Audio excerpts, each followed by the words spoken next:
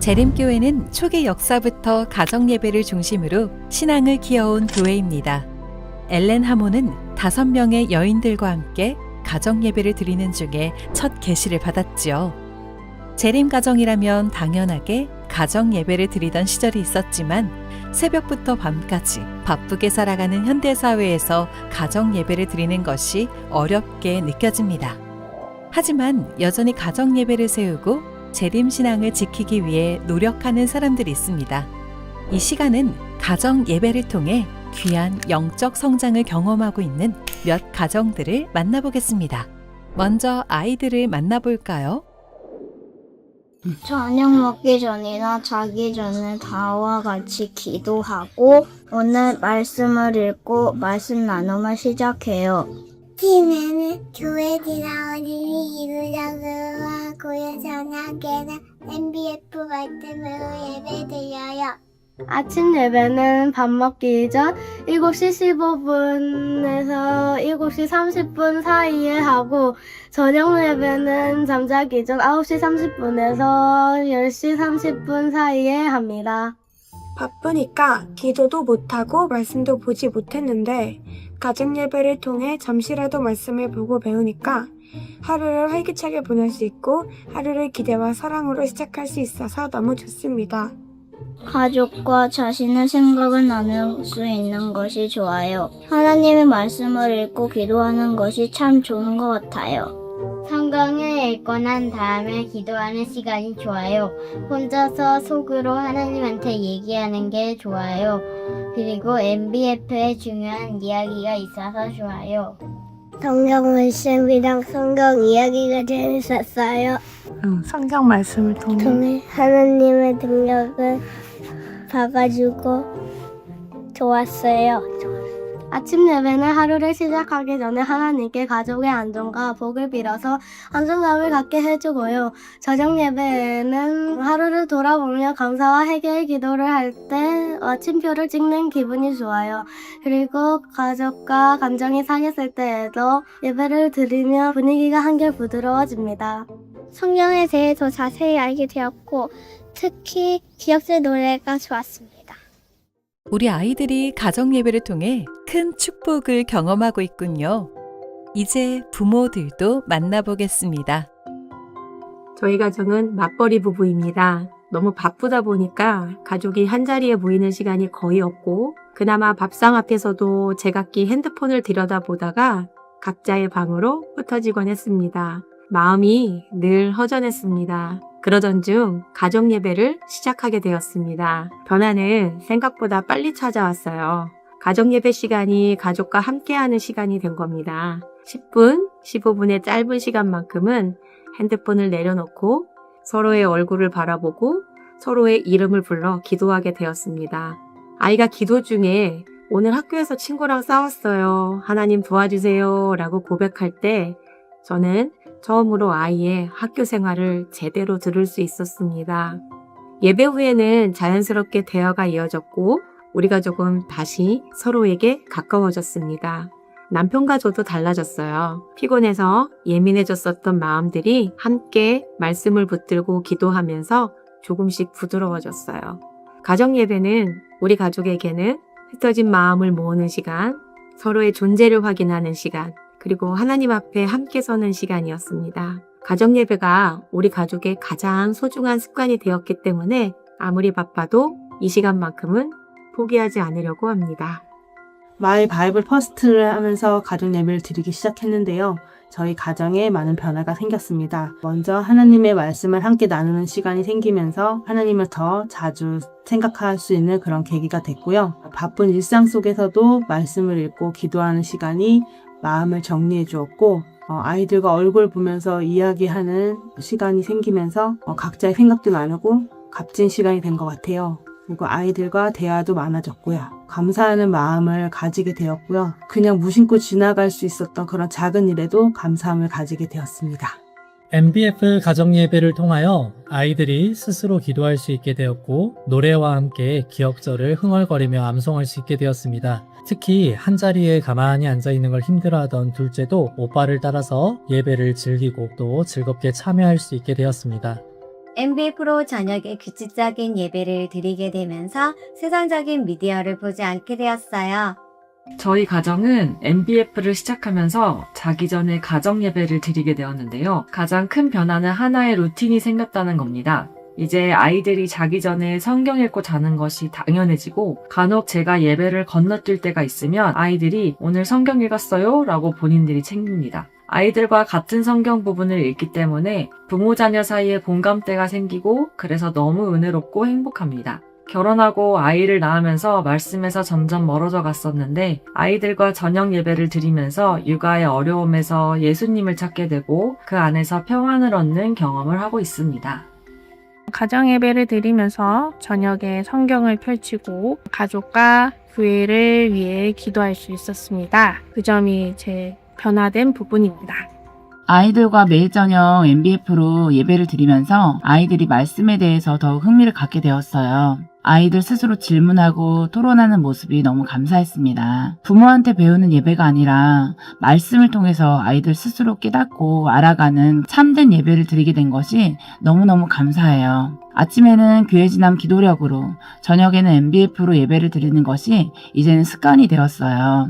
무엇보다도 다른 사람들이 요청한 기도 제목으로 중보 기도를 온 가족이 함께 하다 보니 매일매일이 예수님을 닮아가는 그런 훈련이 되는 것 같아서 더욱더 감사합니다. MBF 3년 과정을 마치면 자연스럽게 성경 전체의 흐름을 이해하고 또 성경 완독으로 가는 거라서 더 좋아요. 가장 큰 어려움은 시간을 맞추는 것이었습니다. 남편의 야근, 아이의 늦은 학원 기각, 저의 피로감이 겹치는 날이면 오늘 하루쯤은 그냥 넘어가자는 유혹이 많이 찾아왔습니다. 실제로 며칠 빠지고 나면 다시 시작하기가 더 어렵게 느껴지기도 했고요. 아이는 왜 꼭 매일 해야 하나요? 하며 투정을 부리는 날도 있었습니다. 그래서 몇 가지 작은 변화를 주었습니다. 시간을 고정하되 길이는 유연하게 했어요. 바쁜 날은 찬양 한 곡, 기도 한마디로도 충분하다고 정했습니다. 완벽한 예배보다 함께하는 예배가 더 중요하다는 것을 받아들이고 마음을 내려놓았습니다. 아이도 어느 순간부터 오늘 예배 안 해요? 라고 먼저 물어보기 시작했어요. 예배를 못 드린 날은 자책하는 대신 다음날 다시 모이면서 어제 못해서 오늘 더 반가운 것 같다 라고 웃으며 시작했습니다. 완벽하지 않아도 괜찮고 작은 시간이라도 가족들이 함께 하나님 앞에 나아가는 것 자체가 은혜임을 믿습니다. 어려웠던 점은 남편이 비신앙인이라 처음에는 왜 그런 걸 하냐 하면서 좀 눈치도 주고 그랬었는데 저랑 아이들이랑 이제 꾸준히 기도하고 말씀 나누는 걸 계속 하다 보니 어느샌가 남편도 옆에 와서 앉아서 듣고 있고 뭐 가끔 아멘 이렇게 같이 외쳐주기도 하고 그러더라고요. 그래서 하나님께서 이제 마음을 조금씩 열어주시는 거 아닌가 그런 생각이 들어서 너무 감사함을 느끼고 있습니다. 처음에는 규칙적으로 아침에 시간을 구별하여 예배를 드리는 것이 어려웠습니다. 그래서 등원하는 차에서 유튜브로 듣거나 저녁에 따로 시간을 구별하여 예배를 드리는 등 최대한 매일 규칙적으로 아침 예배를 드리려고 노력하였습니다. 저녁 예배를 드리는 게 쉽지 않아서 자기 전에 드리기로 시간을 정했고 또 교회에서 함께하는 가정이 있어서 계속 할 수 있었습니다. 또한 간식학교 시간에 성경 내용을 한 번 더 보고 또 분기별로 MBF 기억절을 외워서 발표하는 것이 도움이 되었습니다. 저희 가정은 이 MBF를 시작한 지 3년째인데요. 제일 어려운 점은 시작하는 거였어요. 하루 일과 중에 예배 시간을 끼워 넣는 게 제일 큰 과제였습니다. 처음 시작할 때 첫 애가 6살, 둘째가 4살, 셋째가 2살이었는데요. 셋째는 아빠가 재우고 둘째는 아예 집중을 못하고 첫째는 매일 조금씩 나눠 읽어야 하는데 다음 이야기가 궁금해서 일주일치를 결국 다 읽어달라고 해요. 아이들의 이런저런 요구를 들어주다 보니 11시가 다 되어가서 남편과 언쟁도 있었습니다. 극복했던 방법은 포기하지 않기, 길게 보고 하나씩 수정해가며 아이들의 성장 과정에 맞추어 매일매일 다시 시도하기였어요. 처음엔 토요일에만 큰 아이에게 몰아서 읽어주다가 차츰 우리 매일 조금씩 읽어볼까 해서 읽고 해가 바뀌자 둘째도 점점 참여하게 되었어요. 꾸준히 가정 예배를 드리니 아이들의 기억 속에 성경 이야기들이 하나씩 차곡차곡 쌓입니다. 마지막에는 아이들의 이름을 부르며 기도해주니 더 집중해서 듣고 좋아합니다. 가정 예배를 드리려면 많은 장애물이 있지만 포기하지 않는 부모들의 노력에 하나님께서 함께하고 계심을 느낍니다. 가정 예배를 드리던 아이들이 청소년기에는 자연스럽게 말씀 묵상으로 이어지는 경우가 많은데요. 말씀 묵상을 실천하는 학생들을 만나보겠습니다.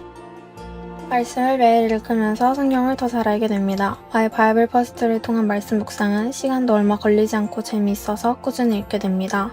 특히 마지막에 나오는 적용하기에서는 다시 한번 생각해보고 앞으로의 다짐도 할 수 있어서 좋습니다. 말씀 묵상은 하나님께서 나에게 오늘 무슨 말씀을 하시는 걸까? 라는 질문을 던지면서 성경을 보면 말씀은 단순한 메시지가 아니라 큰 깨달음을 주는 살아있는 메시지로 다가오게 되는 것 같습니다. 마지막으로 어린 시절부터 가정 예배를 드리고 자라서 이제는 가정 예배 세우기를 위해 헌신하고 있는 정희정 교수님과 가정 예배 세우기 사역을 열심히 하고 계시는 삼육대학 어린이교회 리더들을 만나보겠습니다. 제가 어렸을 때부터 어머니와 함께 집에서 매일 찬미 부르며 기도력으로 가정 예배를 드렸었습니다. 매일 자녀와 부모의 마음을 하나님께로 향하게 하고 어머니의 하나님이 나의 하나님이 되고 나의 하나님이 내 자녀의 하나님이 될 수 있도록 신앙이 전수될 수 있는 가장 좋은 방법은 가정 예배입니다.